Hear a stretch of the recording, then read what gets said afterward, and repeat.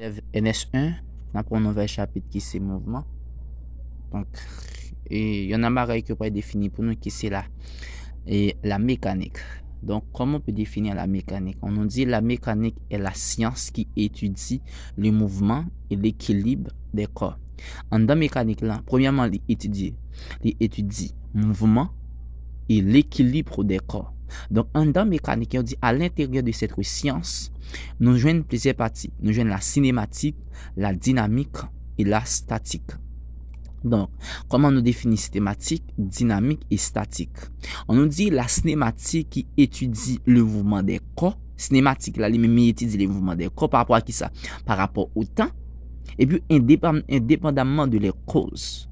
Il dit cinématique, là, lui-même étudie le mouvement des corps par rapport à qui ça? Au temps. Indépendamment de les causes. Mais lorsque vous parlez de dynamique, je dis la dynamique s'intéresse aux causes du mouvement ou des modifications du mouvement. La cinématique là, lui-même étudie le mouvement des corps par rapport au temps, indépendamment de les causes. Là, il dit dynamique là, lui intéresse le même. C'est dans cousin qu'on était là, c'est là lié.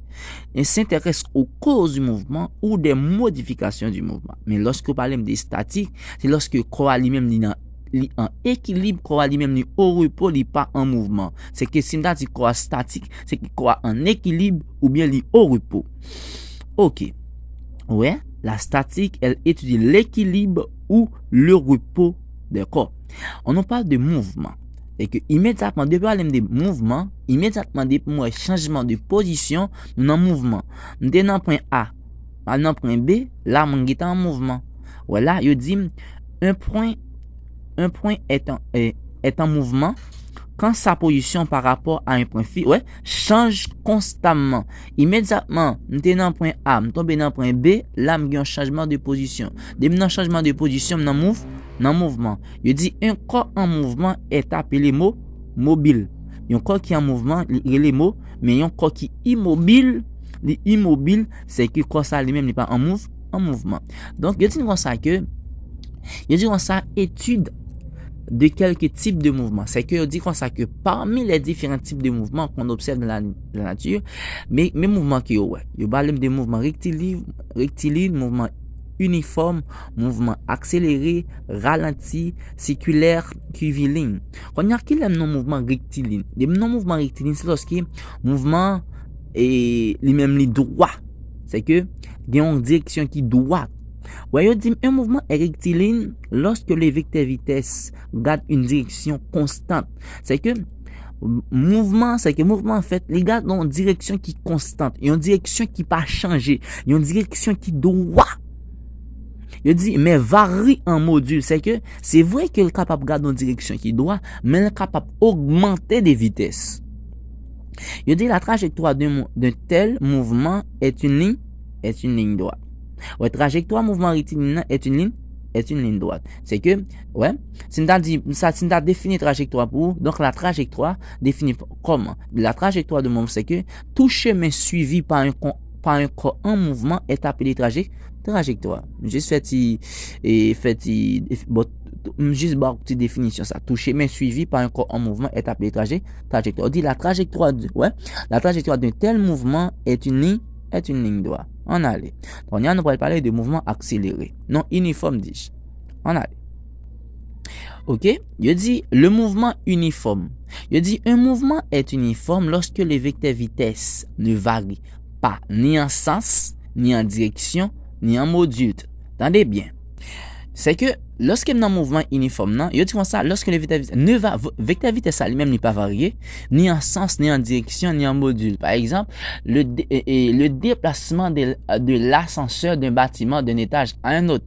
Là, vitesse ça pas ni augmenté, direction pas ni changé, ni en module, vitesse ça pas changé. OK. Je dis c'est-à-dire que les distances parcourues pendant des durées égales sont égales. C'est que ça veut dire qui ça?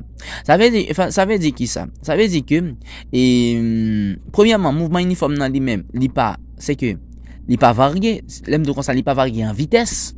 OK, il pas varié en vitesse, il pas direction pas changé et puis ni en sens aussi. Ça fait du comme ça, il pas varié ni en sens, ni en direction, ni en module. en module. Yo dit c'est-à-dire distance parcourue il y a par des durées égales sont égales. Là on parle de le mouvement accéléré. Yo dit mais un mouvement qui a immédiatement l'autre pour un mouvement accéléré, ouais c'est une accélération. OK? Yo dit un mouvement est accéléré. Immédiatement c'est augmentation du mouvement. Yo dit lorsque la valeur de la vitesse augmente, c'est que c'est vitesse ça qui augmente. OK? Yo dit c'est-à-dire que la distance parcourue pendant des durées, OK, augmente. La distance parcourue pendant des durées, qui c'est le temps, durée qui c'est le temps, lui-même lui augmente. C'est ça qu'on va dire comme ça. Si moi prends un véhicule et puis moi décrape un temps de 20 minutes pour m'arriver dans zone côté moi via, mais m'arriver dans me prend 20 minutes, me prend 15 minutes. Là, moi, je augmente le mouvement. Là, nous avons une augmentation de vitesse. Mais elle est plus rapide. Là, on dit comme ça, il y a un mouvement ralenti. Ouais, un mouvement ralenti, c'est un coup de courir. Et c'est un coup de courir rapide. Venir ralenti. OK? Là, il dit un mouvement est ralenti lorsque la valeur de la vitesse diminue. OK? Ouais. Il dit c'est-à-dire que les distances parcourues des durées égale diminue. C'est un coup de dire comme ça. Si je prends un côté là, je prends 30 minutes pour m'arriver à je prends 30 minutes, je prends 50 minutes. Là, je peux dire comme ça que le mouvement qui est ralenti. Je juste prends un exemple là, mais c'est pas un exemple très fiable. Aussi, dans le mouvement accéléré, c'est que une route, je fait 30 minutes là-dedans, je fais 20 minutes. Accéléré. Ici, on a fait 30 minutes là-dedans, on fait 60 minutes, on fait un mouvement ralenti. Et ça là, on fait un paquet de temps. OK. Je parle de mouvement séculaire. Je dis un mouvement est séculaire lorsque la trajectoire est un cercle. Trajectoire lui-même c'est un cercle ou une portion de cercle. Un mouvement rectile et un mouvement séculaire, c'est lorsque la trajectoire est un cercle ou une portion de cercle. Je dis un mouvement est curviligne, un mouvement est curviligne lorsque la trajectoire est une courbe. Même genre, et tout à l'heure, tout défini pour trajectoire, je dis tout chemin suivi par un corps en mouvement est appelé trajectoire. Qu'est-ce que ça veut dire? On appelle trajectoire d'un mobile l'ensemble des positions successivement qu'il occupe au cours de son déplacement dans un repère. Il y a un repère en soi. Je dis, je parle de deux types de repères. Donc, capable un repère d'espace, un repère d'espace et de repère de date. Par exemple, et je dis moi ça que donc pour me capable définir un repère par exemple pour connaître un mouvement, il faut aussi pouvoir le repérer dans le temps. Ouais, pour connaître un mouvement, il faut aussi pouvoir le repérer dans le temps. Donc, on définit un repère de temps en choisissant une origine temporelle, une unité de durée liée à l'écoulement du temps. OK? Je dis, la nature d'un mouvement est caractérisée par la forme de la trajectoire. C'est normal. La nature du mouvement est caractérisée par la forme de la trajectoire. Si la trajectoire est une courbe, donc on parle de mouvement curviligne. Si la trajectoire est un cercle, on parle de mouvement circulaire. Si la trajectoire est une droite, on parle de mouvement rectiligne. Vous comprenez? Donc, nous parlons tout tomber dans notion vitesse. OK? Donc, vitesse, ça, c'est que c'est toujours un mouvement. Donc, il ne parle pas de vitesse. À quoi égale vitesse égale la distance sur temps. Donc, il faut faire exercice sur. Donc, c'est que nous comprendre. Et dans l'autre vidéo, on a parlé de vitesse et on a tout fait exercice ensemble avec. Et on a parlé de deux types de vitesse. Il y a vitesse instantanée, il y a vitesse moyenne. Et puis, on a tout parlé de l'évolution de la vitesse.